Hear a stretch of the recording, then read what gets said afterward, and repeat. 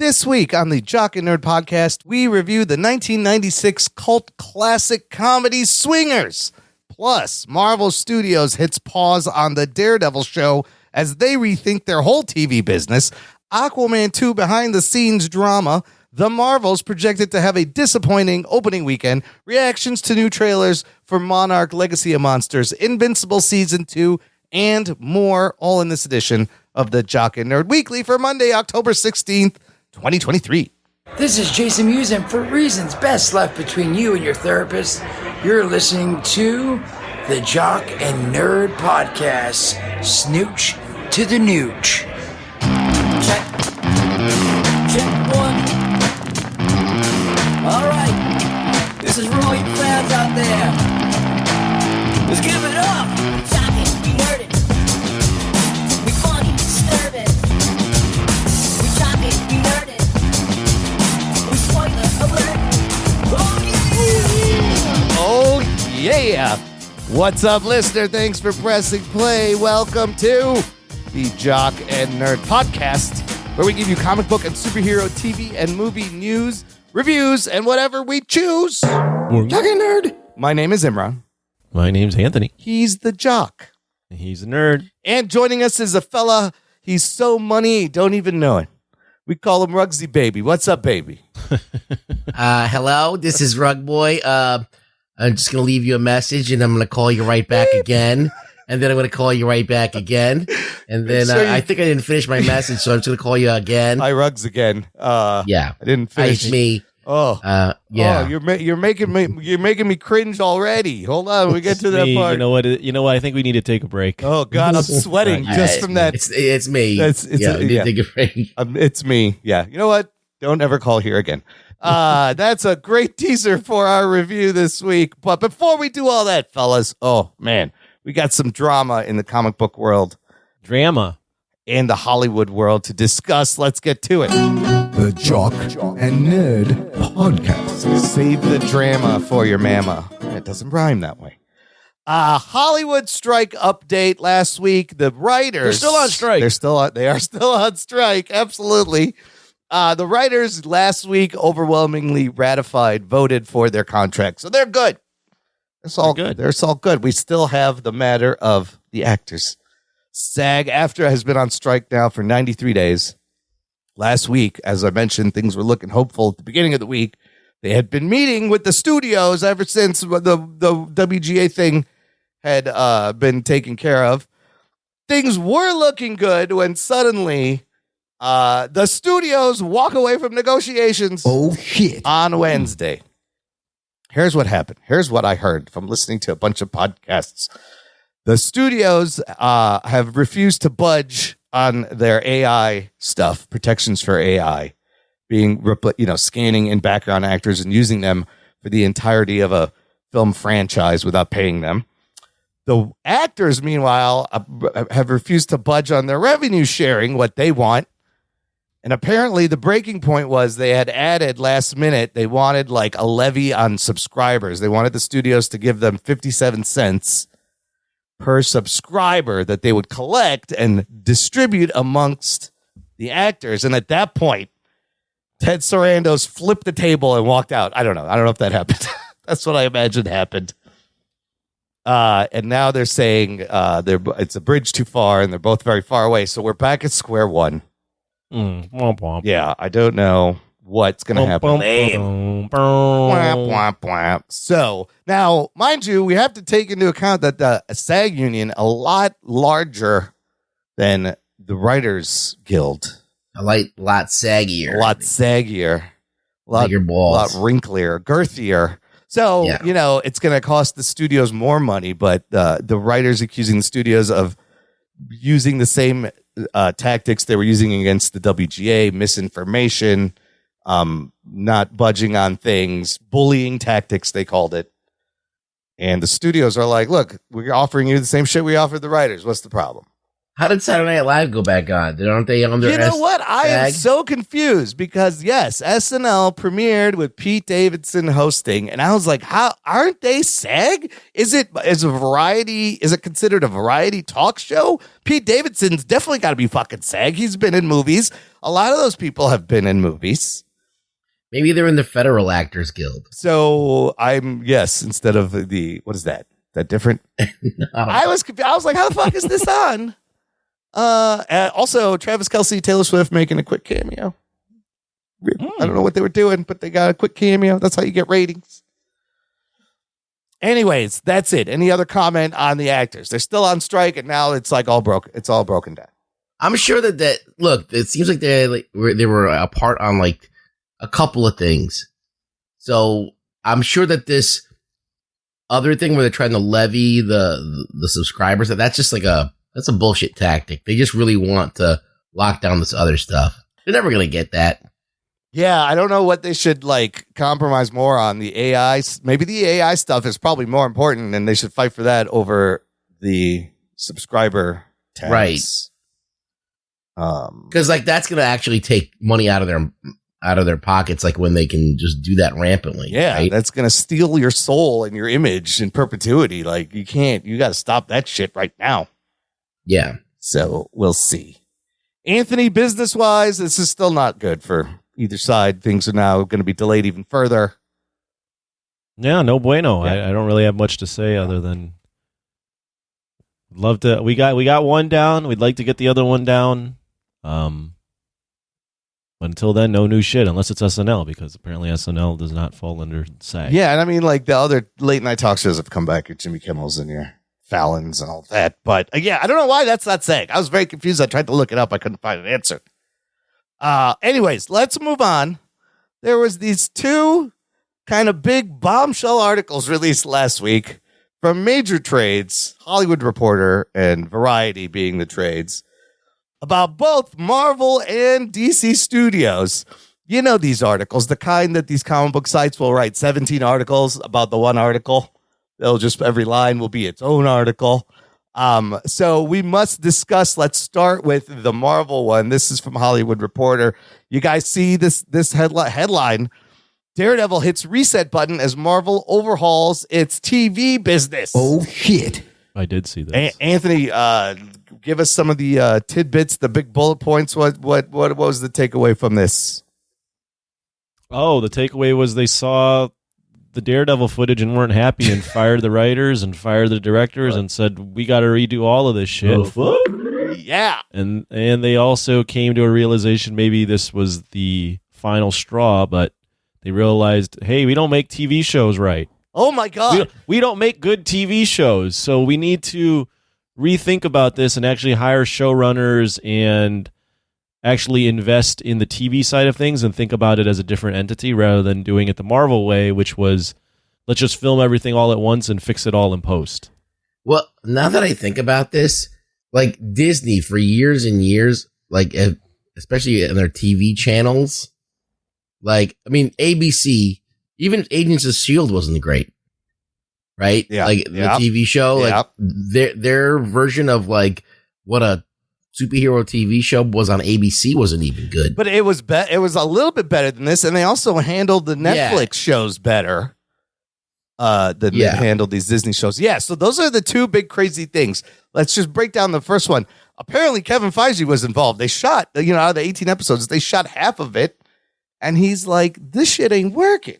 I thought they shot like 4. Oh, maybe. Well, somebody else said like you didn't see Charlie Cox get into the suit until episode 4. Apparently, no Karen Page or Foggy, even though they're a big part of the Born Again storyline, and they let go of the writers, directors, and they're looking for new writers and directors. Will they use this existing things? How much are they going to reshoot? They're making them executive producers. What does that mean? Is that like a consiglatory prize? I guess. Yeah, that's just like a. Like hey, they throw we them a appreciate bone. your work in this. We're going to acknowledge you, but go away. Okay, that's good then. Yeah, sort of. I just know if they fucked it up this bad, they had to stop. But I want them involved at all in any way. Well, and it's taken them 3 years to figure out we don't do TV right. Really? What the fuck? Look, Yeah. Let me. Marvel doesn't need my defending, and I've bashed Marvel now after being a huge defender of them for a while. Yeah. What I think happened was they took their mindset to making movies, and in a way, they also reinvented how to make movies with the way they were doing things. Sure. They were having everything kind of already shot. Yeah. The director was because coming in, everything was kind of set already, and then they would fix everything in post if they didn't like it. Like that was their way of doing things, Right. and they were like, "We don't need to do TV the way TV's been done. Yeah. We made our own way of making movies. We can just bring this over to TV." And from reading this article and reading past articles, they looked at episodic TV not as episodic TV, but as a 6-hour movie or a 4-hour movie, right? So they brought that movie mindset, and they thought it would work. And we have enough evidence to show that it just didn't work. So that's where I think that mindset came from. Is they got wrapped up in what they had accomplished in movies and got a little cocky. They got a little cocky because there's a reason the traditional method of TV is used and has worked really since the beginning of TV. What you're supposed to do is you hire writers, directors, and a showrunner that kind of oversees the whole thing. There's something called a show Bible, which is a book that has all the information you need. Then you film a pilot. You film just one episode. You test that thing, you make it good, then the studio will order more, and then you go and you film the rest of the things. Instead, they were just dumping $100, $200 million. Well, also why they were doing that, and this was something they brought up when Fahey was being asked if the Netflix stuff would ever cross over. Right. And that is the traditional way of making TV, where you film a pilot, you have a showrunner throughout, and they're doing things, kind of reacting to things and tweaking stuff as they go along. Yeah. You can't do that if you have a universe. Because if you do, or at least you couldn't do it at that time, or you're a little bit hamstrung because the movies, with the way they were intertwined with TV, you needed to know what that story was. Right. Because it's going to pick up at the end with the movie. Right. So that mindset, or the old way of TV filmmaking, or the traditional way, they just didn't feel like that would fit what they were doing. And Fahey's quoted as saying that when they were talking to him about the Netflix stuff and how you could integrate it. He's like, it's just, there's too much going on. It's just impossible. I mean, that makes sense. Maybe it's not as integrated anymore. It makes sense. Like, remember how Agents of S.H.I.E.L.D. would be reacting to every movie instead of being a part of it, Season 1 of Agents of S.H.I.E.L.D., they had to deal with the fact that Winter Soldier takes down S.H.I.E.L.D. in the middle of their season. Hydra has been S.H.I.E.L.D. this whole time. What the fuck? You would never create an Agents of S.H.I.E.L.D. show if you were going to have the movies take down S.H.I.E.L.D. halfway through your season. But this approach of using movie executives to run the TV side, I don't think that's been working. Obviously, clearly not. You need TV guys. You can still give them this outline. This blueprint is like, here's kind of where we have to go. But in the article, clearly states like Moon Knight, She-Hulk, and especially Secret Invasion, people are getting fired, people getting replaced. There's creative differences between the writers and the directors and the film executives. And so now they're like, hey, maybe we need a showrunner, and maybe we should look at these as multi-season serialized TV. And you think about how do they do it in comics and no one cares? Well, yes. I mean, comics, you got to work. Comics, they have all these stories that are being written at the same time by different writers. Yeah. And every once in a while they cross over. And sure, some of the stuff doesn't line up properly, but it works in that way. And people just be like, all right, well, this is a crossover, so whatever. But the comics hardly ever, if you read a bunch of comics at the same time, it doesn't make a ton of sense. They're all doing their own thing. So we know that people are willing to accept that. Yeah. I mean, people did accept it. I mean, you had to. Yeah. I remember reading like 4 Batman titles at the same time and being like, wait, where is this all happening? These are all happening. How is this possible? They're happening concurrently, possibly. That's a good point. It would all be like its own story. I mean, look at WandaVision. WandaVision was great, but I think that's largely because it was the first thing. We didn't know what to expect. Well, and the series lent itself to TV. Yeah. It was copying TV. Yeah. It was something we had, like you said, we hadn't seen before. Yeah. So it was unique in that sense. But they had to rewrite. They totally dumped that finale. Yes. It was completely different than what we were going to get. And if you read any like articles on that. Oh, really? Yeah, they. Well, yeah. I mean, don't remember. I think we talked about it. How they changed the ending. How it became more of a What was big the original ending? I don't remember. It became more of a big Third act a CGI battle scene. Yeah, exactly. Like everything they do. Doctor Strange was supposed to be in it. Oh. Then all the shows ended with big CGI final episode battle scenes. 9 shows it took them to realize, wait a minute. We got to rethink this. Look, I'm going to play this clip from Marvel. I never thought I'd have to play it for them. Well, then get your shit together. Get it all together and put it in a backpack. All your shit. So it's together. I don't know why this is so hard. Okay, the comics have already been written for the most part. If they're sticking to comics, if they're sticking to comics and how all of these unfolded, like they know when things are going to happen and how they happen and the rhyme and reason for it. So there's no reason why they can't like plan for things like or leave like a wide open space for something to go there and then things intertwine into it. I think that they're just being really ridiculous about this. Like, number one, I don't think these shows, even though that they are designed with movies in mind, have anything to do with the movies anyway. Like, WandaVision didn't really play out in a way, and neither did Loki or anything play out in a way that really affected the movies at all. I don't know. It's like, I don't know what the problem is. I think it's like, I think this is all PR. I think this is all like, oh, we're doing something different. We're saying we're doing something different. It's still going to suck because they're not going to take risks and do the things like I said last time. We were talking about something Marvel's never done, like accurate casting or sticking to the story or using the characters that you need in the story when you need them. Like they're not doing that. They're doing whatever they want to do. So I don't care how the PR is. We fired a bunch of teachers. We fired a bunch of fucking writers, and now we're bringing in TV writers, and we're doing I don't think that means shit. I don't. I think this is all fucking fluff. You don't think it's a creative reboot? That's what they're saying. It's going to be a creative reboot. They need to say something. Well, what do you think happened there? You think? I just think that they looked at this shit, and they've been getting fucking slammed up the ass by people, and they need to say something to like stop it. So like either make people think that they're doing something different. I don't know. Do you think they're actually going to change the way they're making these things, or they just they have to. I think that they, of course, they want to improve their product, but I really don't think they even know what's wrong with it. I don't even think they know how to fix it. Is 5G spread too thin? They did give us like 50 hours of shit very quickly. Yeah. You know, it's a little bit too much, and I really think that Disney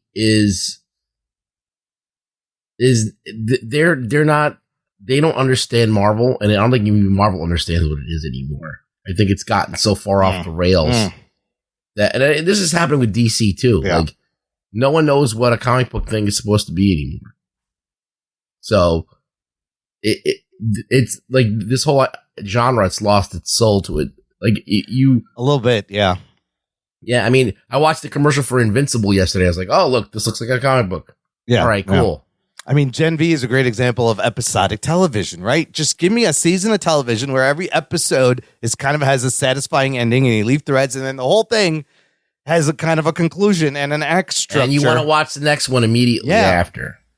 Cliffhangers are fine, but sometimes and the pacing should be even throughout each episode, and they're doing it with the Star Wars shows are all kind of all over the place too. So it's weird they haven't cracked the TV code, and now they're like, well, let's just make it like how they make TV. Fucking finally.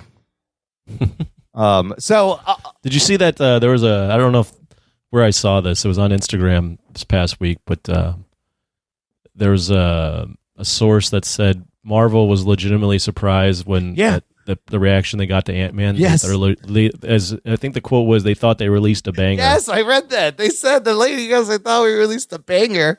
The fact that they said banger tells you everything they need. They may be a little bit out of touch. And you know what that made me do, actually? I was like, let me go throw on Ant-Man and Wasp: Quantumania on Disney Plus over the last few days. And I had trouble getting through it. I still haven't finished it. I've been watching it in pieces for the last 3 days, and I'm like, wow, yeah. How could you think this is a banger? I don't know. I was not feeling it on the rewatch. So maybe they're just, the executives are out of touch. You need people who have had experience with television. It's a different beast, and it's just a different art form. And you're wasting so much money, $200 million on Secret Invasion. Yeah. And that's what we get. I feel like it's very simple. You make characters that have personality and that have dynamics with other people, and you keep true to those dynamics, and everything should work from there on out. But they're not doing that. They're doing their own thing, character driven, and everything has to set up another thing. But like you said, Anthony, it puts them in a tight spot. Like they got to hit these things. Well, everything's about not what the comics are about. It's their own thing. Yeah. They're like, what is this? Like somewhere along the line, they're like, a superhero movie's not good enough. We have to make it about something else. And I'm like, okay, well, you can do that sometimes. Sometimes the superhero stories are that. Yeah. So do those. Don't try and take something and make it something that it's not. Like, I don't know. I feel like She-Hulk, we were like, oh, it's going to be a lawyer show. But then it's not really not. It wasn't really. It was, like, I don't even know what the fuck that was, that show. I mean, it was a self-aware comedy that Secret Invasion. What the hell was that? Like, it's too allegorical. Like, it should be about aliens invading Earth. Like, why try and make it about something else? You know what I mean? I don't know.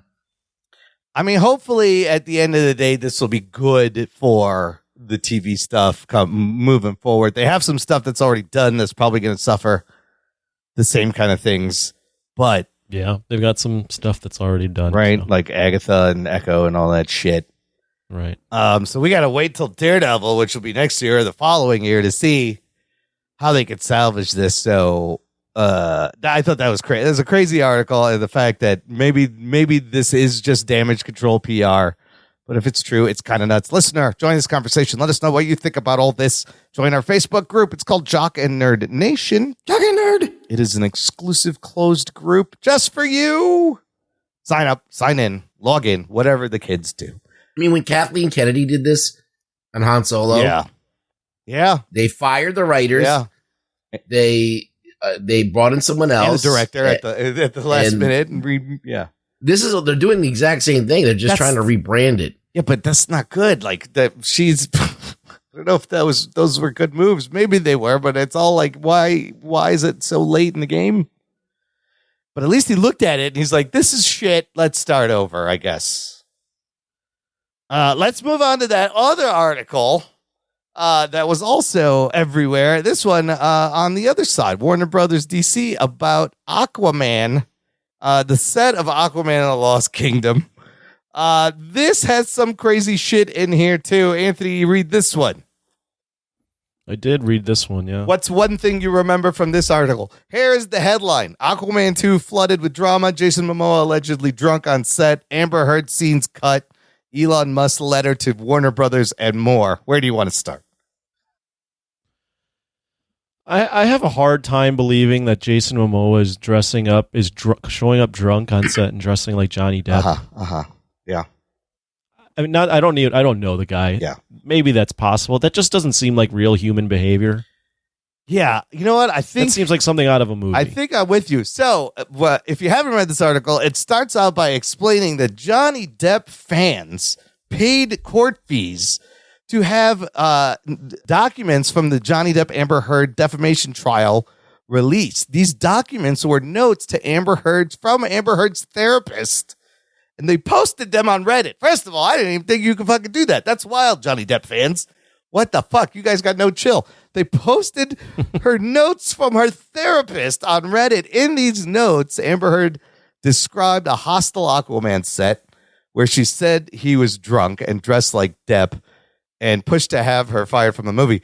The dress like Depp thing, if you think about it, Momoa just dresses like that naturally. That's just how he dresses. He has the same style. Of course, their side defending Jason Momoa, saying he's not drunk on set. He has the beer after work or whatever. The therapy notes also said that James Wan wasn't being very supported and he yelled at her. Again, James Wan wasn't supporting her. And he yelled at her. But again, these are notes that she told. These are things she told her therapist. So we have to keep that in mind. The other crazy thing in here was they almost fired Amber Heard from Aquaman 2 before all the Johnny Depp stuff. Apparently, they didn't like the chemistry between Amber Heard and Jason Momoa. Like it said in the headline, the only way that saved her, I guess Elon Musk was her former boyfriend at the time. Maybe he was her boyfriend. It says here he had one of his litigators send a, quote, scorched earth letter to Warner Brothers threatening to burn the house down if the actress wasn't brought back for a sequel. That's kind of crazy. I guess Warner Brothers caved and didn't fire her. Holy shit, Elon. Mixing it up. That's weird.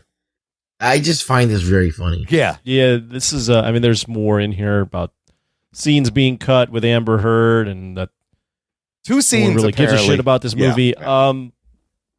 So this is a lot of this is based off of her notes. Yes, therapist notes, which is interesting. Look, Well, I mean, if this is based off her notes, we've heard about her shitting on the bed and all the stuff. Look, I believe Seems that pretty Amber crazy. Heard is nuts. Yeah, I believe it. But that's fine. There's nuts people working in Hollywood. it's Hollywood. There's so many fucking crazy people. Yeah. So I don't know why that would even make anyone bat an eyelash on a Hollywood set. There's fucking maniacs working on there. God knows what's going on in their trailers over there. But so I don't know. As long as you show up and say your lines, I think no one gives a fuck. Right? Yeah. So I don't know how much of this is true. I just think there is jockeying for screen time. There's jockeying for being in the movie. And I do think that maybe because they don't want her reputation to ruin the movie that's already no one gives a shit about, they probably cut her out of the movie. Anyway, so this is I feel like a lot of this is maybe she's a fucking insane person on the set, but I don't think that means that she shouldn't be in the movie. Yeah, well, but I just think that they probably are worried about the controversy, which to be honest with you, I don't care about. When I go to Aquaman, I don't care. Right. Amber Heard, whatever she did to Johnny Depp, I don't care. As long as she didn't kill a person. Yeah. Or, whatever. I don't give a fuck. So, I don't know. I don't just understand, why so many people care about this stuff. It's really crazy. I mean, well, here's why it would be worth caring, though. If she legitimately is crazy and this is making up shit about movie, to say that another actor is showing up drunk and dressing like your ex-boyfriend to taunt you, it's a pretty fucking crazy thing to make up about a coworker. But a crazy person would say that. Yes. Well, exactly. But then that crazy person, you don't earn gigs by acting like that. Right. And sure, there's a lot of crazy Robert people Downey in Jr. Hollywood. was showing up on people's houses and he went through a whole thing. He was blackballed from Hollywood, wasn't he, for a little bit? Yeah, nobody wanted to work he was there. still working. He was still working at the time. Yeah, but he wasn't Robert Downey Jr. He couldn't get for a gigs while. though. He couldn't get hired. You don't just get stuff by acting like an asshole and then publicly making up stuff about Who's people. going to want to work with you on a set if this is what is going to happen afterwards? Absolutely, this is going to hurt her chances of getting to anywhere. be fair, I'll give her a little bit of benefit of the doubt. If she was just saying this to a therapist and this somehow got leaked, that's also really weird. Yeah. Of course. So this whole thing is although the whole article is odd. It's so strange. So look, and when it comes down to it, like you said, Ruggs, Amber Heard being in the movie is not going to make a difference. I don't think she's the reason this movie may not be testing well. In the article, it said it was testing in the 60s, and then they reshot it, recut it, still testing in the 60s. The quote from the article is, the movie is like this echo of regimes. It's the last remnant of Snyderverse. No one really wants to take ownership of it. It is the lamest of the lame duck, the last movie before we get James Gunn DCU. So they're also saying, though, despite that, it may play well because it's going to be a Christmas holiday movie and there's really no other competition. The biggest thing I took away, I think it's buried in here. It says Warner Brothers may face acquisition by another company in the future. Some on the lot are convinced that another company, most likely Universal, is going to buy Warner Brothers within 2 years, meaning they're buying Warner Brothers and DC Studios and DC Comics, I believe, is all wrapped up in that thing. So if Zaslav can't make this work, he's just going to fucking sell it, which would be crazy. I don't know. Well, the goal might just be to sell it regardless. I think so. I Make think it work and yeah, sell it. Yeah, make it work and then sell it. But I don't know if Universal is going to be able to do a better job with Wow, that's sloppy. yeah, we see how they handle some of their franchises. But wow, that was just We're gonna be down to 2 fucking studios, right. Everything is everything's just going to be this or that. Disney or something else. So yeah, those 2 articles were kind of fun to read and fun to see the reactions. But let's move on because there's a lot of fun stuff coming out in November. Got a couple of trailers. The Marvels being one of the things coming out November 10th. The tickets are on sale currently. I did buy mine. It was wide open. Okay. But they are right now, boxofficepro.com is projecting the Marvels opening weekend to be somewhere between 50 million and 75 million, which is kind of Floppy Jock. That's bad. for a Marvel, For Marvel, that's opening. bad. That is, you have to go all the way back to, I think Eternals opened to 75 million was the last movie that opened that low. They're also saying it could take about 120 to 189 million over the course of its entire domestic run. That'd be really bad. This is bad. Again, this movie is really short. It's an hour 45. So minus credits, that's like an hour 35. It's like the shortest Marvel movie. Be a quick watch. There was some budget shenanigans. What Variety reported 130 million. Forbes reporting more like 220 million. But with this is did you see any buzz for this? They're playing a lot of commercials. Anthony, if this comes in this low, what does that mean? I mean, it means that the track, the it's kind of catching up tomorrow. Yeah, it's slipping. A lot of their stuff. Slipping every As movie. far as the buzz, I mean, just amongst my friends, usually by now we would have had a group text about, hey, let's go see it this night. Yeah. You know, let's get our tickets or whatever. Nothing. Nothing. I forgot the movie was even coming out. There you within a go. month. That's so. yeah. I think that's what seems to be the general consensus. Yeah, it's just there's not just not a lot of excitement around. Let me this ask one. you this about the Marvel: who is the bad guy in this movie? What's the conflict? It's a lady with a stick. Yeah, that's all. That's all we know. We don't really know, do we? That's all we know. What? No, I mean they're not banking on that. They're banking Yeah. on the fact that Yeah. it's the team up. Yeah. But again, we've said this before, The lady with the stick. but the team up is you're banking on the fact that people have watched these Marvel TV shows. Yeah. Yeah. And Miss Marvel was one of the lowest rated ones, if not the lowest rated one. WandaVision was good, but that was a while ago. Yeah. And Captain Marvel, Brie Larson hasn't done herself any favors in between Captain Marvel and now. And Secret Invasion, which also ties in, is a horrible show. With Nick Fury, not a lot of people watching that, and they probably were like, "We need to make this show so it doesn't affect this movie with Nick Fury." But yeah, this isn't. It's not looking great. I'm really not even that excited. But you're Miss Marvel. I love Miss Marvel. Look, they re-aired it on ABC, but I mean, I'm going to see Miss Marvel. But they got the sting of a couple of things lingering: Secret Invasion, Ant-Man and the Wasp. Yeah. So, and it's looking like this is what happened to DC when they're stringing bad things. This is, it's not going to be great. It's disappointing from the first movie that made $1 billion and opened to 153 back in 2019, the original, which is crazy. But Well, there's only so many times you can play this movie is a cultural moment like that one was. yeah. You know, they were playing up, this is female empowerment superhero. Yeah. And that's good. You can do that the one time. You can't do that for the sequel. How long ago was the other one? 2019. That's 5 years ago? 4 or 5 years ago? Wow. A while ago. 2019. Also, keep in mind, released in the midst of peak Marvel. Yeah. Between Infinity War and Endgame, there's no better It was time just to release timing. a Marvel movie than But that. this one's got female empowerment, diversity. It's got everything. Yeah, but that doesn't matter anymore because now, before people were clamoring for that because it wasn't a thing, but now literally every Everything's show like is doing it. Yeah. That's a good point. So now there's no That's a good point. how is it special now? Yep. 100%. Now, how do you pivot? Oh, that is an interesting. Now it just has to observation. rely on its own merits. There's no angle. Right. there. Just you need good characters and a good movie, and it could be a great movie. It could be good. It's just there's not the build up to it's not been great. I mean, because of all Barbie the just stuff. came out. Yeah. I mean, it's the ultimate woman movie, right? Well, Yep. another Ultimate Woman movie just came out, and speaking of the box office weekend, I have to mention this thing. They're projecting 50 to 75 million. Taylor Swift's Eras Tour concert film opens to $97 million opening weekend domestically, which is kind of crazy.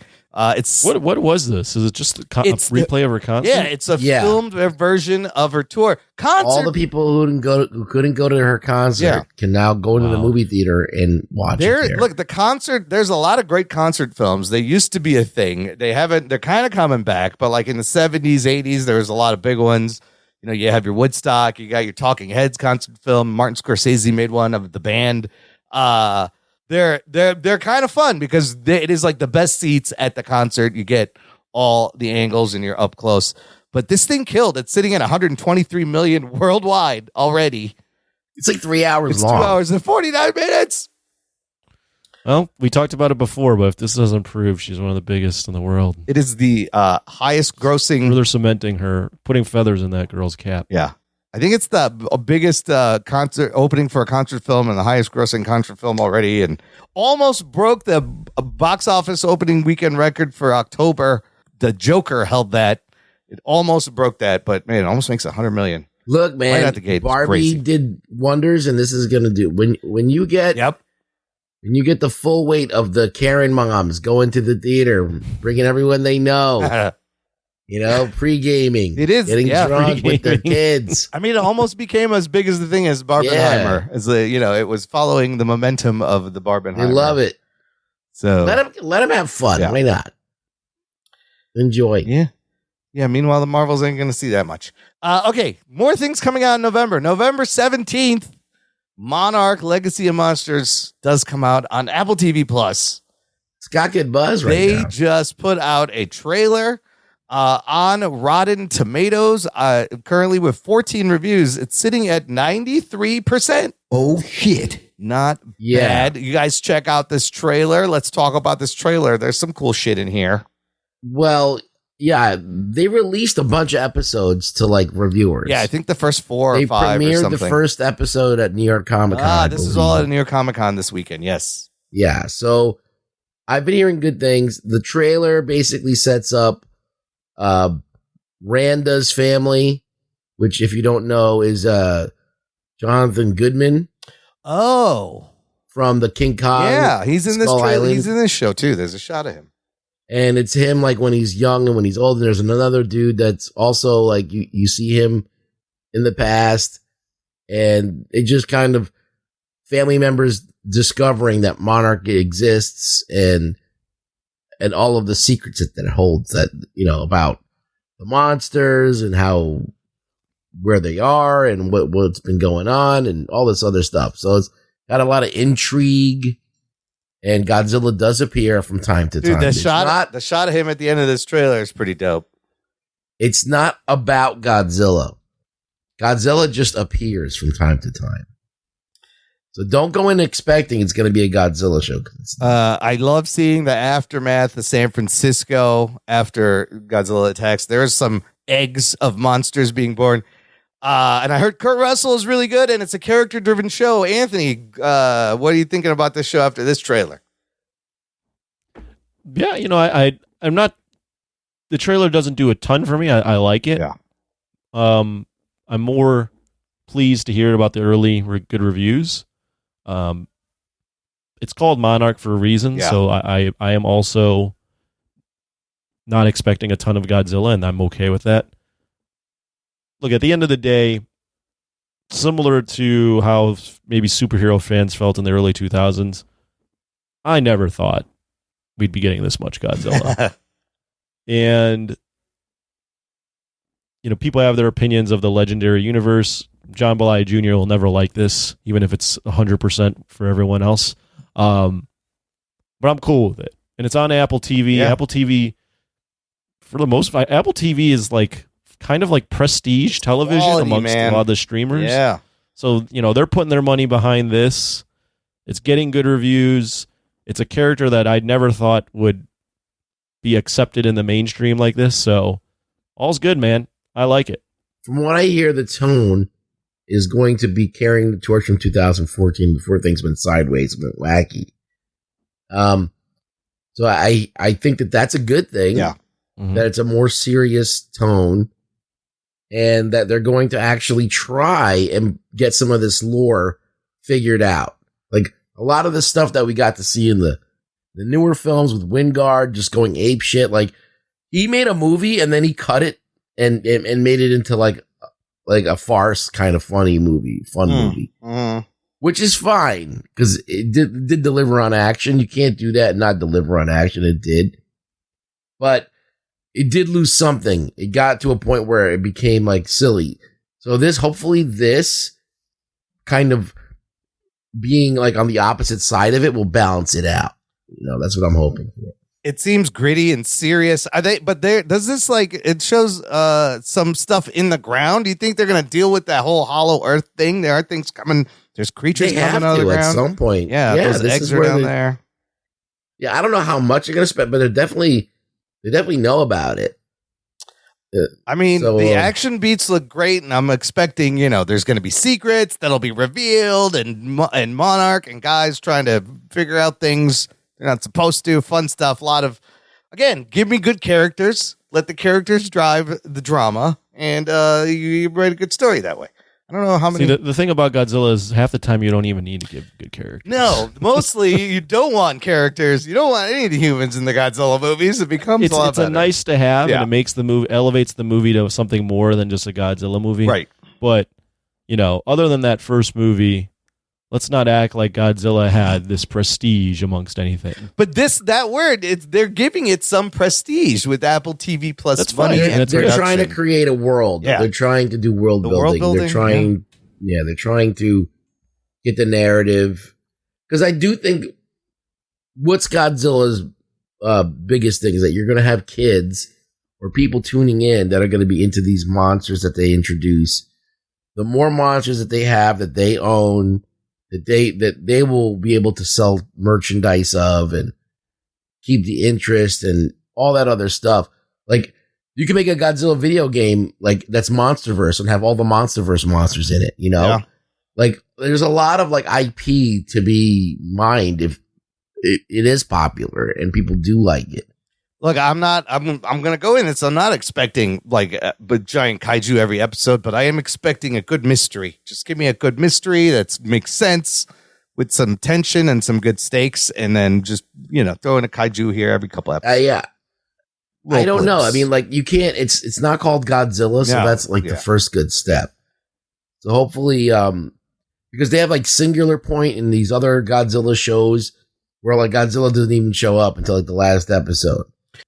And that's fucked up. I've liked all the little hints that they've thrown into Monarch and all the movies so far, like in Kong Skull Island, and you go into the past, and all the little bits and the designs, and I've enjoyed that part. So we'll see how that goes. Another show that dropped a trailer also does great world building. Invincible Season 2. I'm already geeked. Geek boner. November 3rd, this one's dropping. They put out pretty juicy, bloody trailer in animation here. Anthony, are you more excited for this or Godzilla? What do you think of this one? Oh yeah, I love this. This is this is your thing. I like Godzilla. Don't get me wrong, but this I've never seen anything like this other than that first season. So trailer makes me excited. I haven't read the comics, so there's no beats in the trailer that make me pumped because I have no history with this. That being said, Invincible's awesome. It's fucking great. Can't wait for another season. Great voice cast, intriguing story. Yeah, can't wait to see where it goes. I have no idea. Did you guys ever watch? Yeah, that's the great thing about it.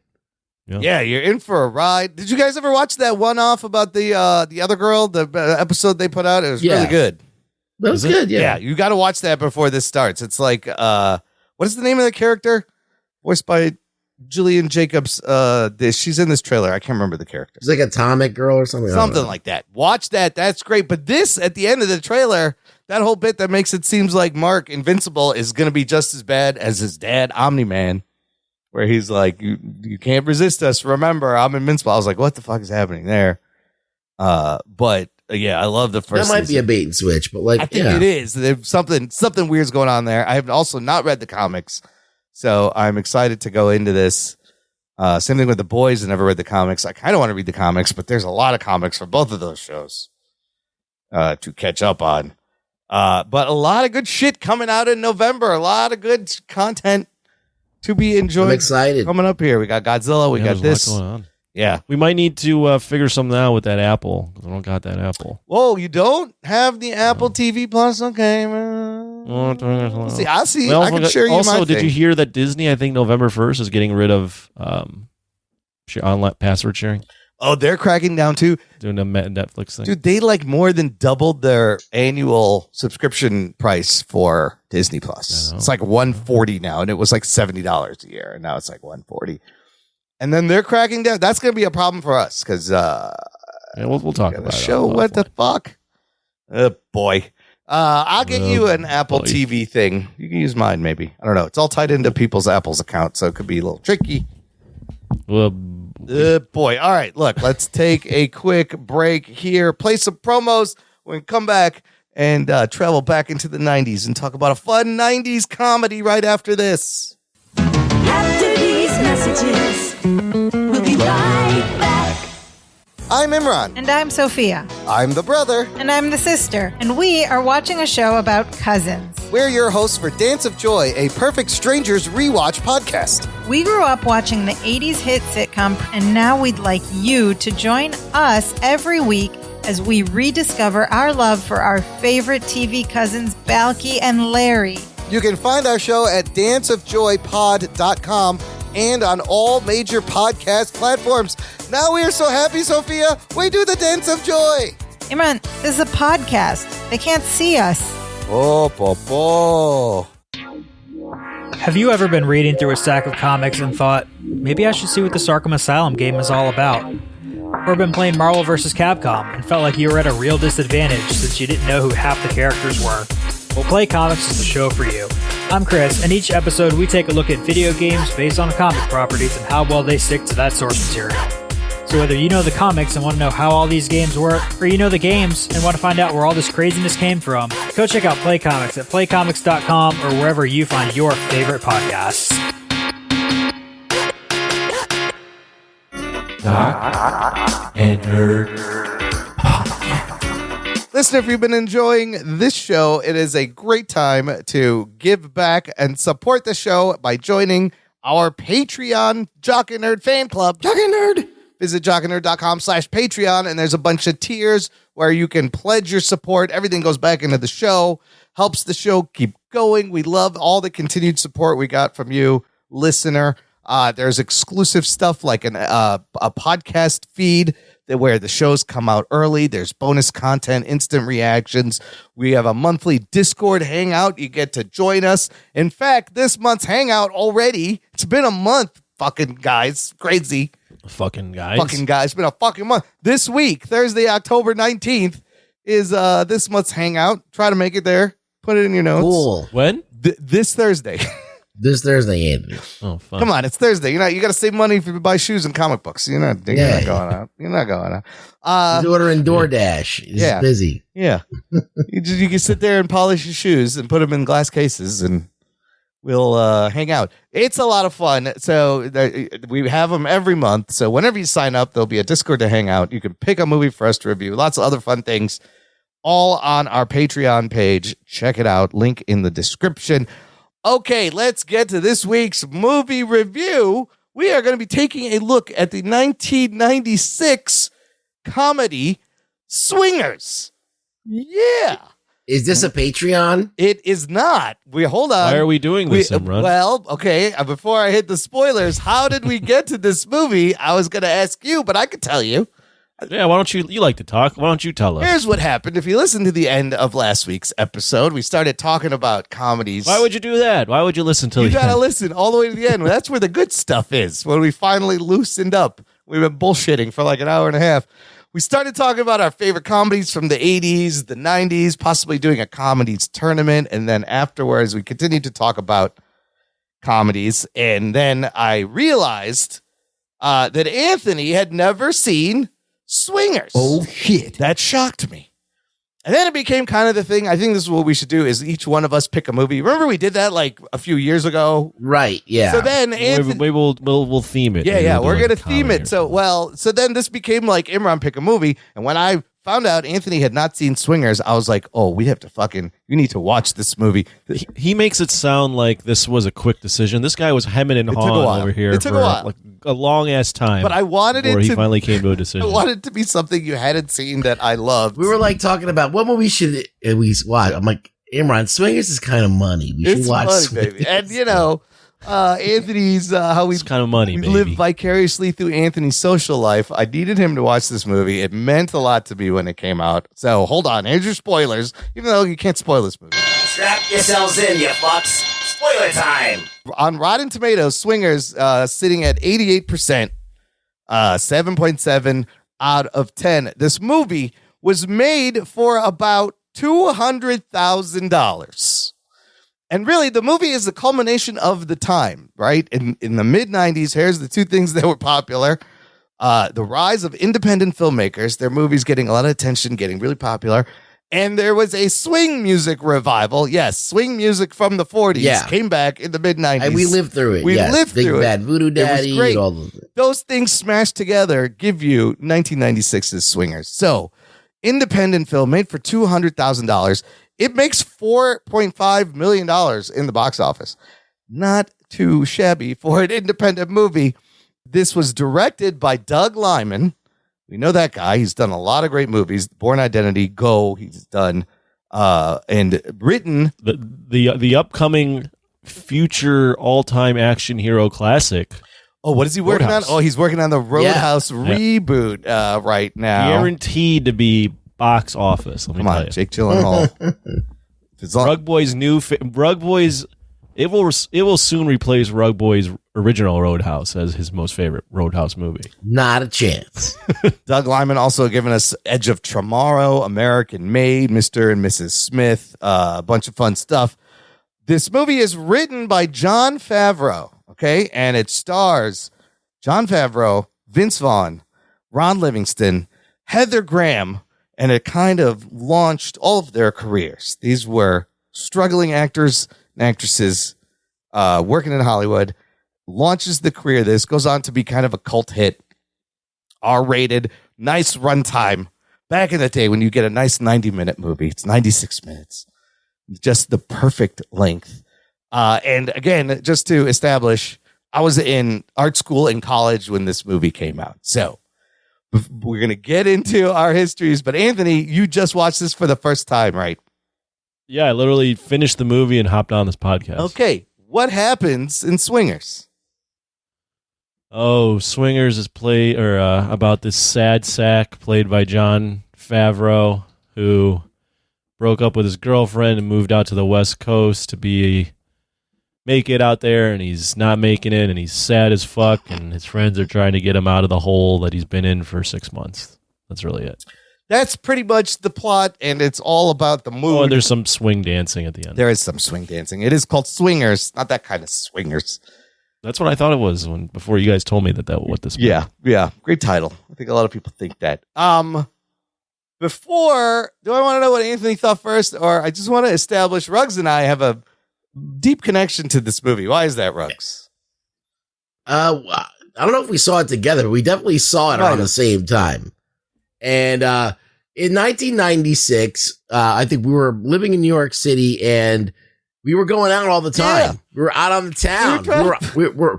We were prowling the streets. Yeah, we were prowling. We were living this kind of life, and it was nice to see when we saw this. We're like, oh, this is what they're doing out in L.A. We were doing the New York version of this. Yep. So there was no swing. There was swing clubs, but we weren't even doing that. There was a lot of funny overlap and a lot of contrast. I immediately loved this movie when I saw it. I always thought it was hilarious. I thought it was kind of like a post Pulp Fiction comedy about your posse. Yep. and like the one sad sack that fucking ruins it for every and we had one of those in our posse. Wasn't it me? I feel like I can relate. I was a little bit like Mike. I was like, this feels like Imran. Some of the Mike stuff I really did relate to. I think we all did. I think I was probably one of the for a while like that as well. Yeah, everybody had one. We trade places, but it was just I can relate to it so much, and I found it to be pretty funny because people didn't really talk like that out in New York, but I could imagine like pretentious LA people talking like Here's that. the thing: once we saw this movie, we were all fucking talking like this. Oh yeah, everybody we were aping the movie all the time. Baby. Look at all the beautiful babies. So Anthony, I want to know, watching it for the first time, first impressions. I'll say I the story at times actually did catch me because there's a point in a lot of men's lives where they go through something like this. Yeah. So immediately you either relate to either going through that or being the guy that's trying to support a sad sack friend going through that. Yep. Right. So on one end, that caught me. The movie opens with them kind of going to Vegas. That hooked me in a little bit. It is filmed very similar to Go. Yeah. And a lot of those indie 90s movies. Yep. One of the things I noticed was Miramax. Isn't that Weinstein? Isn't he associated with Miramax? Probably. Yes. that caught my eye right away. Probably is. It felt like Go. Yeah. And I liked Go a lot. Yeah. So all those things had it going for it. Jon Favreau, Matthew Vaughn, dude from Office Space. I forgot his fucking name. Ron Livingston. Yeah. Ron Livingston. So those are on the positive. On the negative, for me at least, more of a drama to me than a comedy. Yeah, like it's a drama comedy. It's hard to watch comedies by yourself. Yeah. I sometimes, because I don't get caught up in the laughter, but I chuckled at some things. But there was never a moment where I was like, "Oh my god, that's fucking hilarious." It's not like a laugh out loud comedy, but I did even find myself laughing out loud. When the part that I laughed at the most is when he pulls out the gun and he goes, "Oh, now one of us is gonna die." Did you ever see Boys in the Hood? Because we had just seen Boys in the Hood, and it was hilarious. That's a great hilarious callback. It's like, "Whoa, the guy stepped to you, Snoop Dogg. What are you doing?"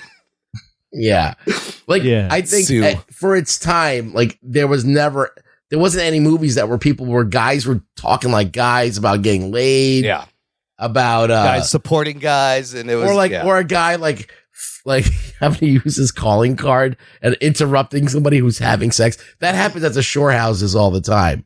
Like some asshole will completely blow your game. There's always that guy that's gonna blow your game. It's so relatable. So many quotable lines. Oh yeah, I'm quoting every fucking thing in this movie. Don't get me wrong. I see why you nerds like it for sure. Especially Anthony's like, I do this in real life. Well, that's why I was really curious what you think, because Anthony, this was how you had game back in the 90s. Like I learned shit from this movie. It was almost like a guidebook. Yeah, usually I think you gotta wait 2 days, but I think 3 days. 3 days is kind of money. 3 days is very money. Look, let me just tell you, watching this again, this is an amazing time capsule movie of the times of LA in the 90s, of the fact like Clerks and Pulp Fiction, these kind of independent produced movies are coming out and people are quoting them left and right, and they were really low budget. This is a world where you needed good answering machine game.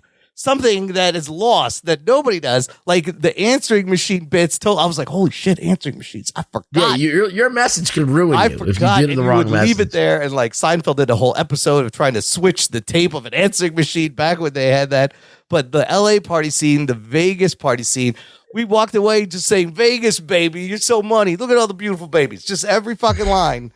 I love when they go to Vegas and. Like he gets them excited about going out because they're going to Vegas, but then it takes like 4 hours to get to Vegas. They're like, Vegas! And their enthusiasm keeps getting lower. Like the Vegas, like, yeah. And then they finally see it. I think do those rules of Vegas still apply, Anthony? I learned they always double down on 11, put the money on the table. Oh yeah, those are just gambling things. And everybody, you wanted to be Vince Vaughn's character, right? Trent.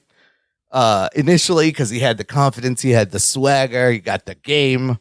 Mikey has cringy lines all the time. Yeah, he was the comedian who wasn't funny. Yeah, he wanted to be a stand-up comic, but he's really not funny. Did you spot the Godzilla in his room? Oh, he had a Godzilla? No, I didn't see that. Yes, there was a Godzilla in his room. Who's the big Was winner? that his real apartment? Was that his real apartment? Yes, that was actually Vince Vaughn's real apartment that he was living in at the time. The car they drove to Vegas was also, Jon Favreau's apartment, and that was also Jon Favreau's car that they used. But the scenes with Sue and the whole LA party scene where everybody drives separately, that shit is so funny. Yeah, you take your own car. They must be parking everywhere, and you're at a hopping party. The guy's like, "Yeah, man, this place is dead anyway. Let's go on to the next thing." But you get to see really cool clubs like the Dresden and the Derby, and the whole LA vibe just entranced me. I was like, "Look at these fucking dudes out here." And it opens with a diner and it ends with a diner. Yes, the diner was a huge thing. You see it in Tarantino movies. You see kind of Clerks, the convenience store places at the diner. But me and my friends, we would sit like in college. We'd go to diners and just like come up with movie ideas and thought we were cool. But like the diner conversations, is that even a thing anymore? I don't know. Nobody goes to diners. No, I mean, like, think about it. If you're watching it now, you're a person who uses their phone to do everything. You text, you don't call. You don't have to like come up with like, I mean, there's a text game, obviously, but it's a different thing. Like, you don't meet girls by walking up to them most of the time. Yeah. You meet them on an app. And I know Anthony gets out there and mixes it up with Anthony, compare and contrast. You must have had some time in the old world, but like the way you had to pick up girls back then compared to now. You had to have game. You had to be able to fucking the balls to get rejected. Nobody's on their phone, right? It's just you there. You know, I do see that. I think that's a little bit overplayed. If you go out to any bar, guys are hitting on girls. Yeah, still. It's not like guys are on their phones and not talking to girls. Guys still go up to girls. So a lot of the game stuff of actually approaching girls here, while a little bit over exaggerated, like I'm not sure Vince Vaughn talking to that girl that way would get her to want him to sleep with him. The waitress, the way in the beginning, But yeah, that happened. So that immediately I could still relate to some of that stuff. Of wanting to approach you know about the book, The Game? Oh yeah, I own the book. When did that come out? What year was that? So there was a whole thing about it during that period of time. Like if you were negative towards a girl, that would actually get her interested in you because that would she would feel self-conscious and want your approval. Right. And as fucked up as it sounds, it actually works. If you have to have charisma though, otherwise it doesn't work. It's about this is going to get into a very gamey podcast or how to hit on women, but it's more about, it's not about the content of what you're saying, it's about the tone and the physical charisma you exude while you say it. The riz. Yeah, you can't just be a dick. Right. Like that's not going to work. You got to be like a playful dick. Right. I don't know if that still that I mean, it's got to be a playful dick. It's true. Would these lines work today? Some of the lines he uses in this movie. It's not about the lines. Right. You could probably get away with some of those lines if you say it in a way that's playful. We all wanted to do that move where we get the number and we turn around and you rip up the fucking paper like a dick. I was like, oh. I had a night that was very reminiscent of what happened in this, where I went to a club. And I was like with my friends and I was like showing off like, well, I'm going to get this girl. And I did. I got her number. And then that same, like a couple of days later, I fucked it up by leaving the wrong kind of message and then calling back and then trying to adjust my message. And I'm like, oh, I just fucked it up. And that's exactly what happened. So let's jump to that scene. During that scene, you can get into it in a second. Yeah. But I was invested enough in the movie where when that scene happens and he calls her for the third and the fourth time, I put my phone in front of my face because I was going, I can't watch this. Yeah. I was feeling pain for him. Dude, that is still the most painful scene to watch to this day, where he finally he has some game and he gets a number from this girl, Nikki, and she's really cute and he doesn't fuck it up. And then that's when they have the whole conversation. How long should I wait? 2 days, 3 days is money. And then he's like, how long are you guys going to wait? And they both go, 6 days. And then right away he gets home and calls her. And the first time he calls her, it beeps right as he finishes leaving his phone number, right? So, and he puts the phone down and you're like, wait a minute. Second time, it's still not bad. He calls her back, 6, 7, 8 times. And it's so, like, it makes you sweat. It's so painful to watch. And then in the last one, he's like, it's bad. Nikki, it's you, it's me. This is not really working. And then she picks up the phone. It's just like, don't ever call me again. I was like, oh, it's still, it's such a hilarious scene. And you feel it. You feel it. Now, as it's a comedy, what do you think are the funniest parts? Yeah, what are some of your favorite parts? I got a bunch. All right, you start. Well, I love you got Mike, who's the sad sack, you got Trent, the confident guy, and then you got Sue, who's kind of the wild, crazy guy who pulls the gun on the guy. And the first time Mike's talking about Sue, where he's like, oh yeah, that guy Sue, one time I saw him just beat this guy's, just go crazy, bash this guy's head. Real nice guy though. Real nice guy. And it's just a nice guy. I still love that part. The whole, is she looking at me now? Is she looking at me now? Like, the whole thing is fucking hilarious. Okay, she's just looking. Yeah. Okay, she's not looking at me. Oh my God, she's just like, oh, it's on. Oh, it's so fucking on. We would say that shit too. Everything in this movie we ended up saying in real life. Yeah, it's on. We got that. What about you, Ruggs? Favorite part? Well, yeah, the whole, like, Boys in the Hood thing always makes me laugh. Him like losing in poker and the fucking dealer just looking at him like he's a piece of shit is fucking great. Vegas, them being like excited for Vegas and then cutting to them going, yeah, Vegas, like being tired. I think that it's a great way to open the movie. Yeah. And then when they get to Vegas and like the lights are like reflecting off it looks the so hood cool. of the car. Yeah. And I'm like, all right, like it does, like it plays with your emotions in it. I do like that. That it does that. It picks you back up again after like putting you down. Yeah. And there's the I always like when Vince Vaughn is drunk at the diner. Oh, at the end, he's like, "You're all grown up now. You're all grown up. And he stands on the diner. You're grown up. Oh, I'm the asshole here. I'm the asshole. He's like, I wouldn't eat in this place. Oh, yeah. He starts getting insulted and acts like an asshole. We would say that too. You're all grown up. You're all grown up. Our little baby's grown up. I like him hanging up mid "I love you" on his ex. Oh my God! Then at the end, that's so satisfying. Yeah, Heather Graham is so cute in this movie. And then when the phone rings and it's finally the girl that he broke up with for 6 months that he's telling everyone, and he hangs up to talk to Heather Graham. Mid "I love you" is fantastic. Finally, he does. So there's great like growth in Mikey. He gets some confidence. He moves on. I love when they go to Dresden and there's this 2 old people playing, staying alive. That's Marty and Elaine. They were actually actual performers in the Dresden. They've been working there for 35 years. They got real big after this movie. I'm like, that's so absurd that people would go to that. Yes. But they did. Yes. People actually went to that place and listened to them. The whole thing about finding like the entrance to these places in alleys, you just had to know where they are.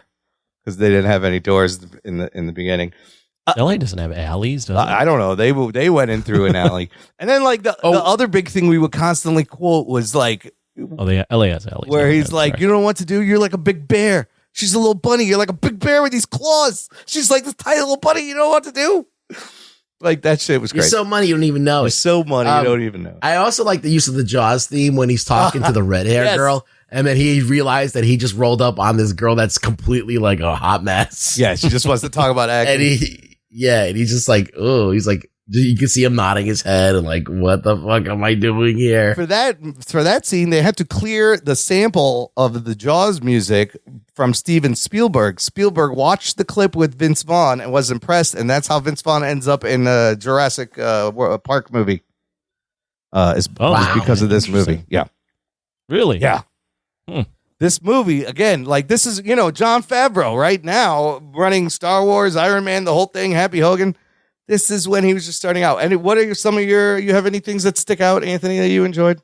Favorite lines? I didn't laugh out loud much, if anything. I had some chuckles, so I don't have a scene that particularly I remember right now, although I do remember chuckling a little bit. There was the line when he pulls the gun out and they're like, asking like if he's Snoop Dogg or whatever. He's like, hey man, you're not from here, all right? You don't know how it is. I grew up in LA. And then one of the dudes is like Anaheim. If you know anything about LA and Anaheim, like it's not the same. Yeah. So that made me laugh. Other than that, I mean, there were some goofy lines. All the part where Vince Vaughn looks out to see if he's doing well, and it looks like he's making out with the other girl in the trailer, and then they cut to him and he's just telling her about it, how about his She's ex. like And 6 my months. fucking God. Oh, you poor thing. I was like, oh, this fucking guy. And then he sucks the other girl into it. And Trent is just sitting there with just with a towel on and a pillow.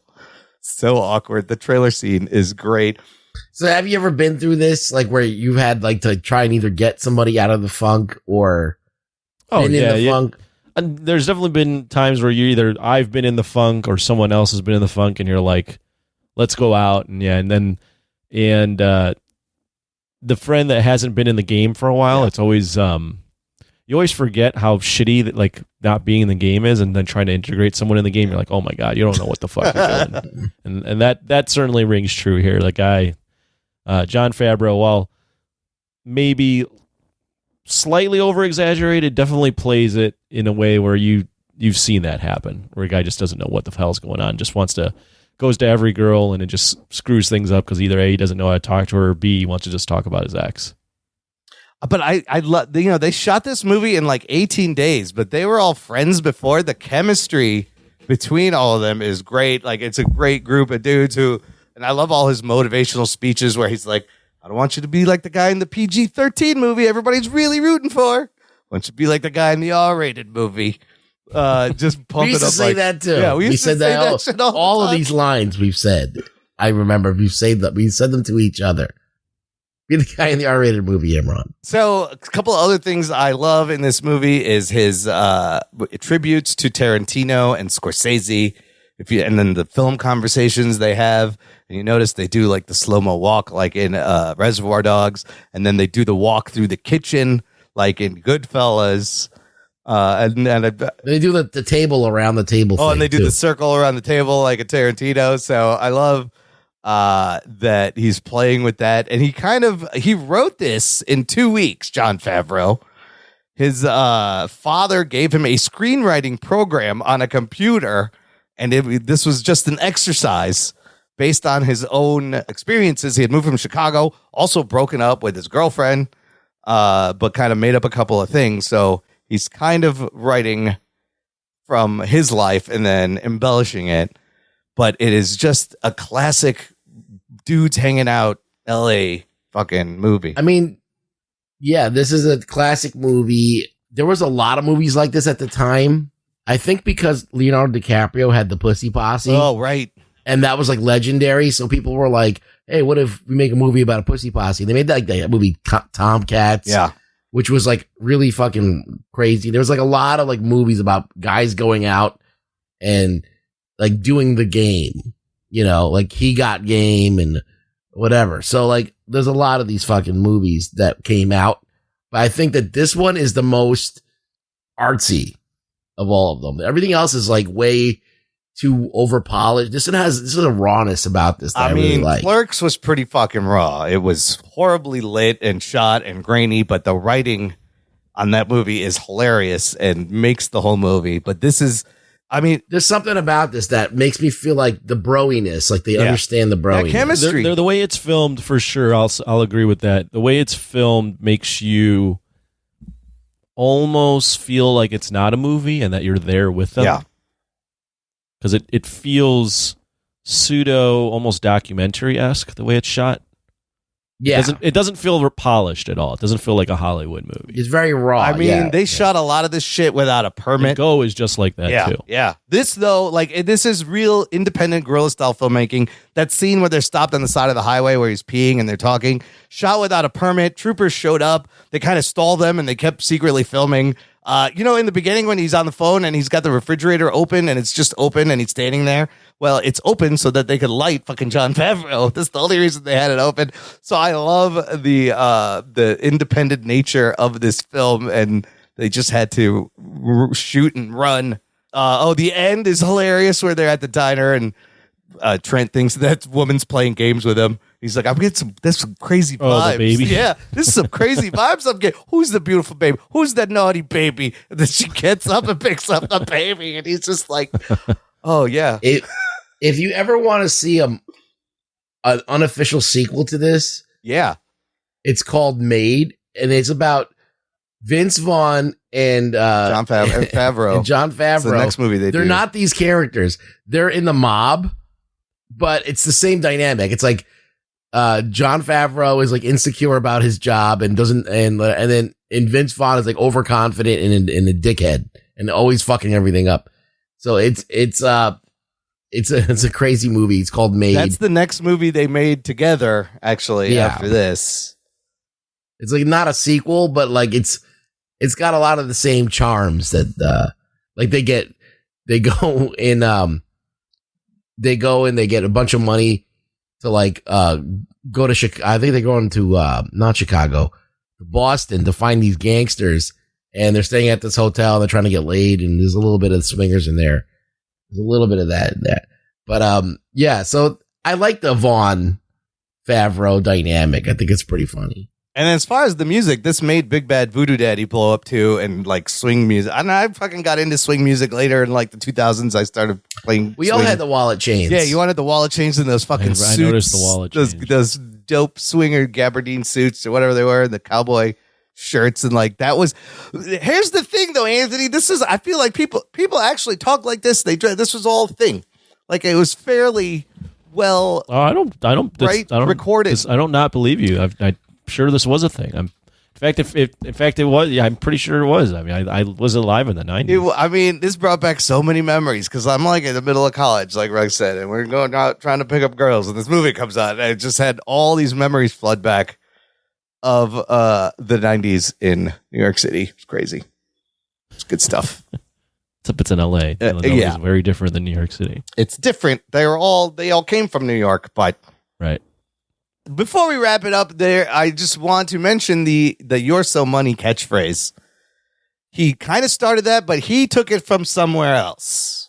Before Swingers, that's some Spike Lee. It was in the Spike Lee Michael Jordan commercial. And Spike Lee says, your money, baby." And then he took that, and then it got huge. So I mean, Spike was huge in the 90s too, making those movies. Where did you get Roll Up Bitch from? Roll Up Bitch. I don't know about that one. Oh, how about them? Get out of your House of Pain. How about them? Yeah. How about them playing the video game hockey, the old school Sega Genesis? Hey, Mike, you hockey? make his head bleed. Like I'm making make his head bleed. Look, watch this. Yeah, and then the next time we see Sue, he's hanging out with those dudes. He pulled the gun out. He's like, "Oh no, they're cool." He's like, "Let's go, hip hop. You ready to do this? Hip hop? It's great. It's so good." Did you even like all the hockey talk, Imran? I know the hockey talk was fun. But I enjoyed the video game Smack Talk because that was another thing we would do. We'd play fighting games and the video game Smack Talk rang true.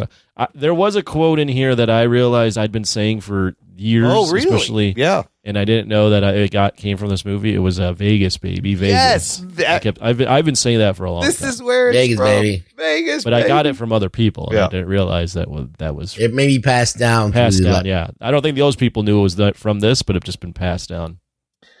Yeah, I'm telling you, this, like I said, it had a big impact on pop culture and the way people talked still to this What day. was your Swingers growing up, Anthony? Was it like, was there Music? like a what music Or a or what movie? dance?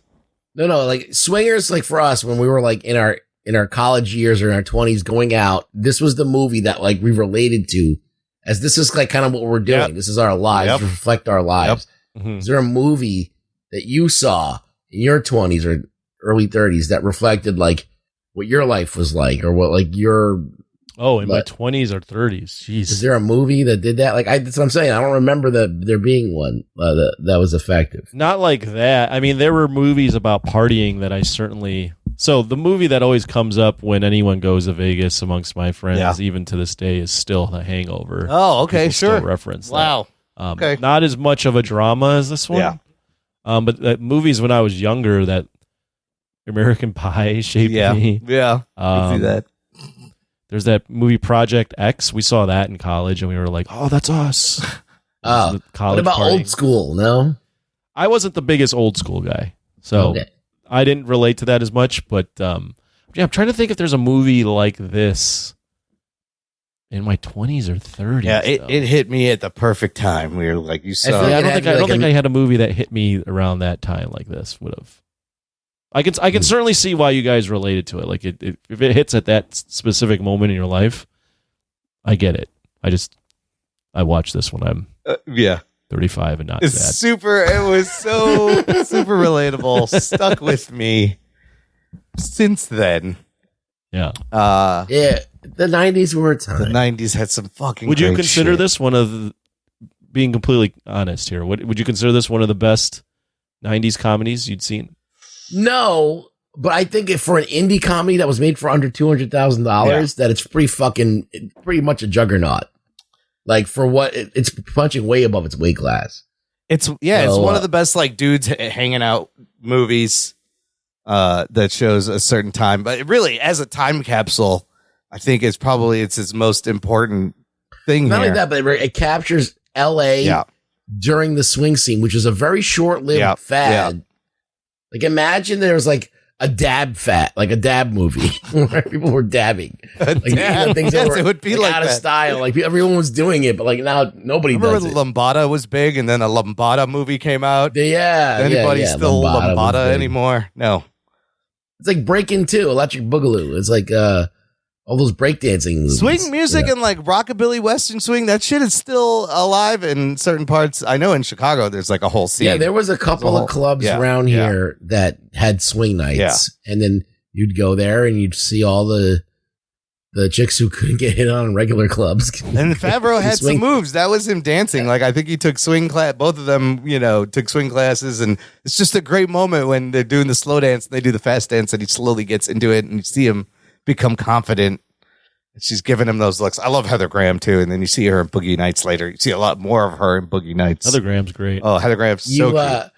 One of the things about like California, like the Ron Livingston going out there, trying to get the part of Goofy. Yes, and he doesn't get Goofy. He doesn't even get it. He's like, I want to kill. He's like, at least it's Disney. and then like they go to the party, and then they're just like, oh my god, the women here are just unbelievable. And that's how I feel like about being in New York City. What does that black guy say though, which actually did crack me up at both the bar and the party? He's like, this party is dead anyway. This place is dead anyways, and they're both like packed every time, and then they all get into their individual cars and drive to the next place. I love this place is dead anyways. Let's get out of here. He does that. It's popping. That's a great. The first time I'm like, what did he just say? This place is seemed like a pretty packed bar. Yep. Yeah. And then I realized it was a joke in the second one. I was like, oh, this fucking guy. So I will relate to that too. There are friends in that group that'd be like, in any friend group where you're at a party but they don't want to really do anything, but they want to be there, but they're not like making any moves, and they're just like, yeah, it sucks. Get out of here. It's a great party. And you're like, what are you talking about? You're like, look around. Look around. This sucks. Place is dead. Oh, anyway. This sucks. Yeah. Yeah, when you got the it's popping, you don't leave. You stay.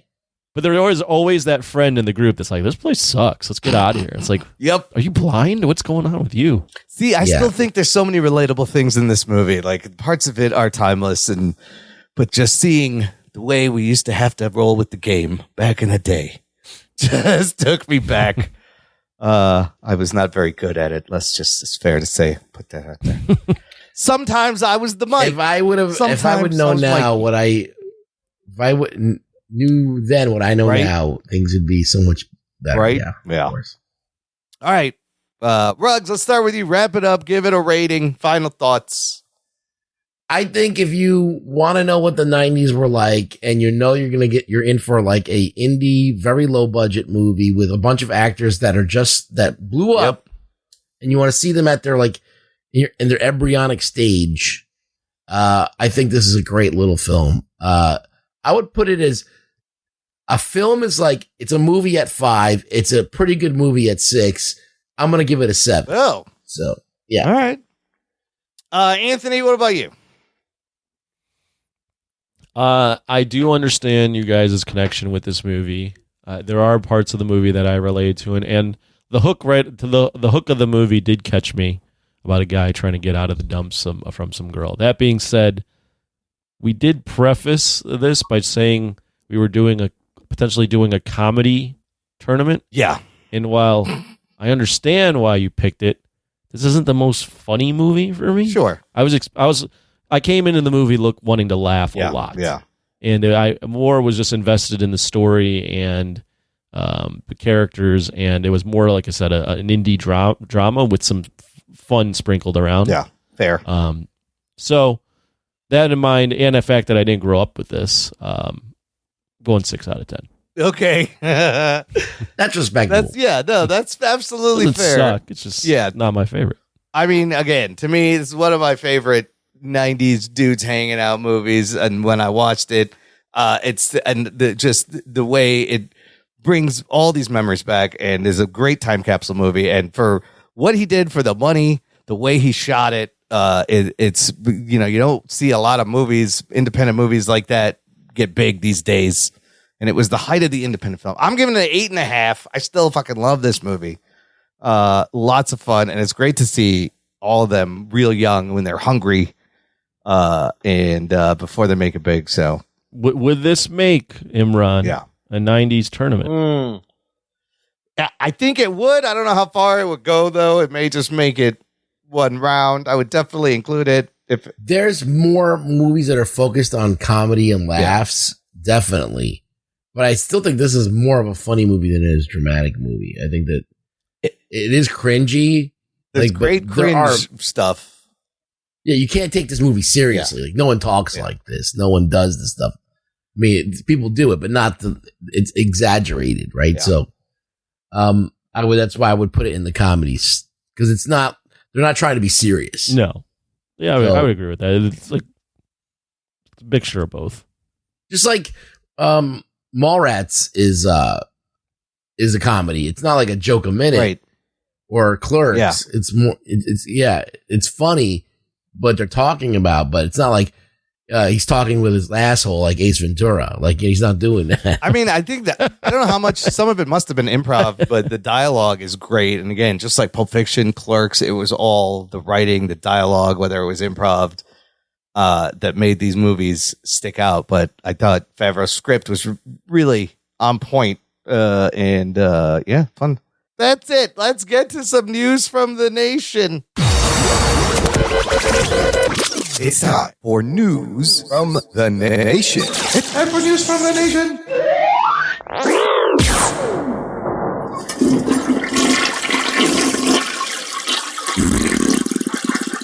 It stinks. It stinks. It stinks. That may have been an actual one. You don't know.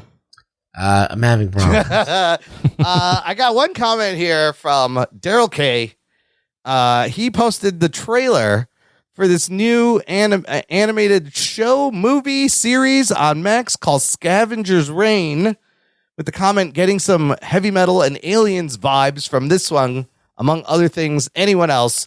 Ruggs, you had mentioned this trailer earlier in the week, and I watched it, and this looks like some dope animated sci-fi. Yes, it reminds me of that movie Heavy Metal. Yes, it reminds me of Aliens, but also a lot of Mobius. There's like a lot of influences. Form.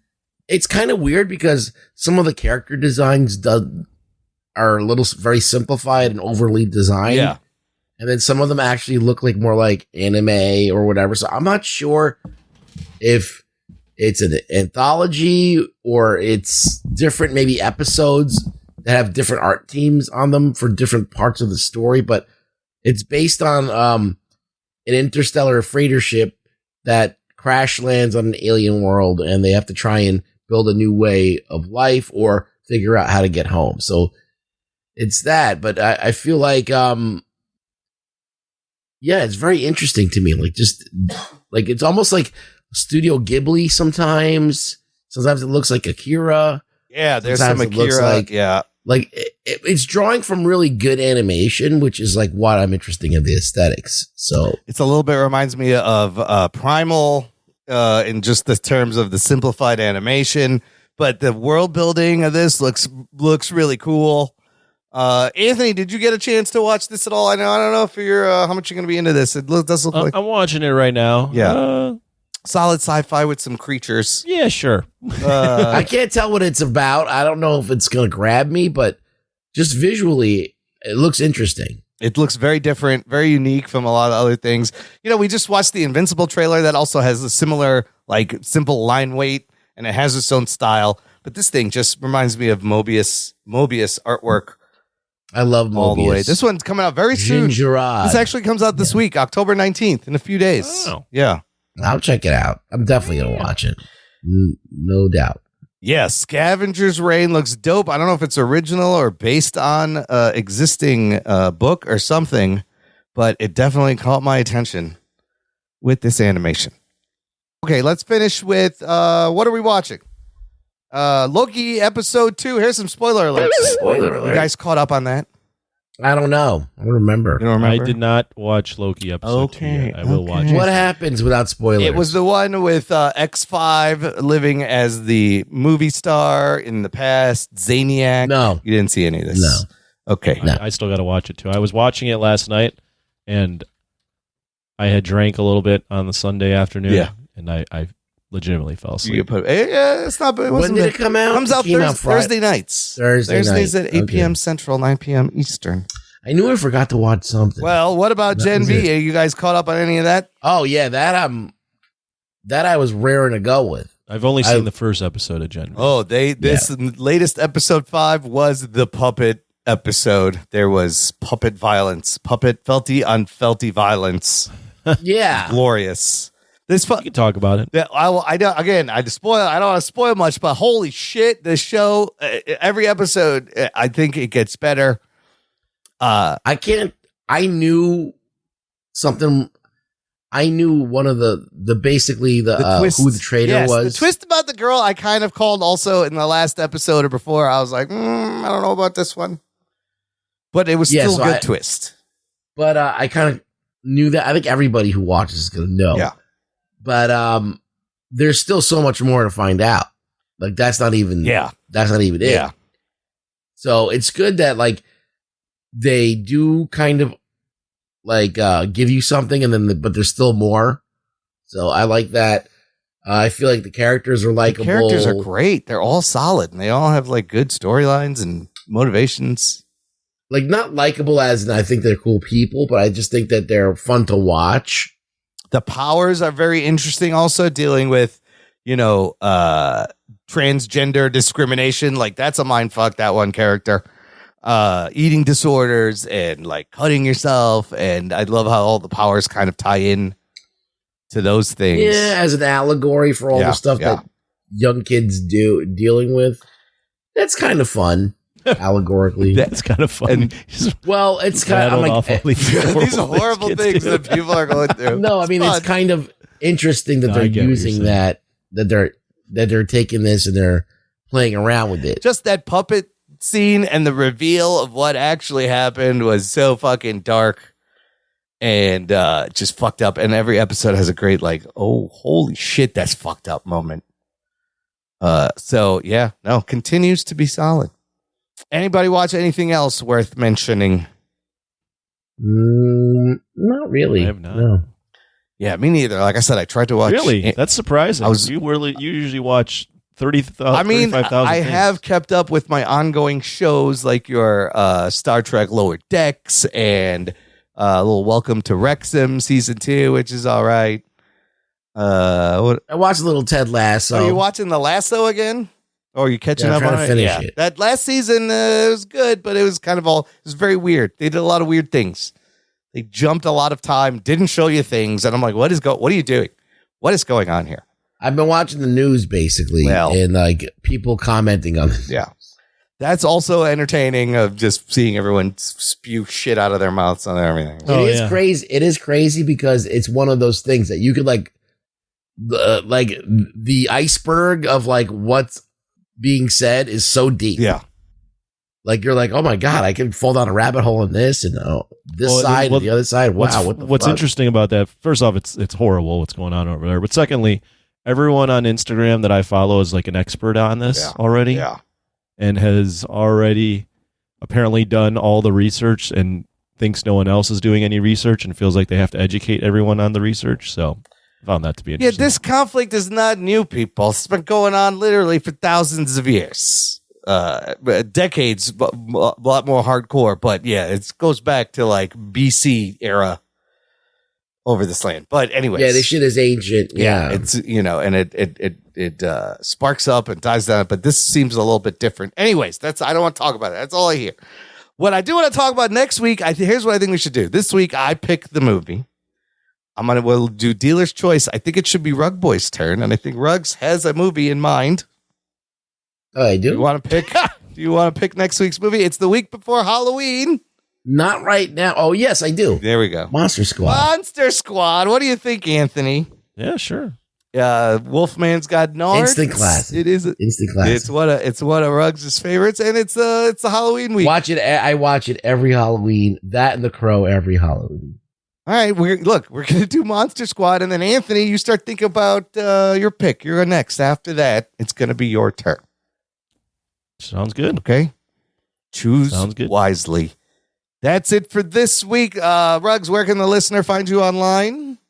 At Really Rug Boy on Twitter. On Twitter, X, whatever it's called. Oh, X, yes. X Twitter. You can find us there on Facebook, Instagram, X. All those links are in the show description. But the most important thing, listeners, share the show with a friend, tweet it out, post it, send it out, run up to someone, give them one of these. Jock and Nerd. And then run away screaming. We'd appreciate it. Thank you for listening to the Jock and Nerd podcast. My name is Imran. My name's Anthony. He's the Jock. He's the Nerd. We'll peep you next week. I like turtles.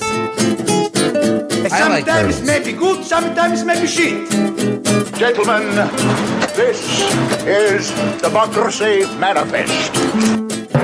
Jock and Nerd.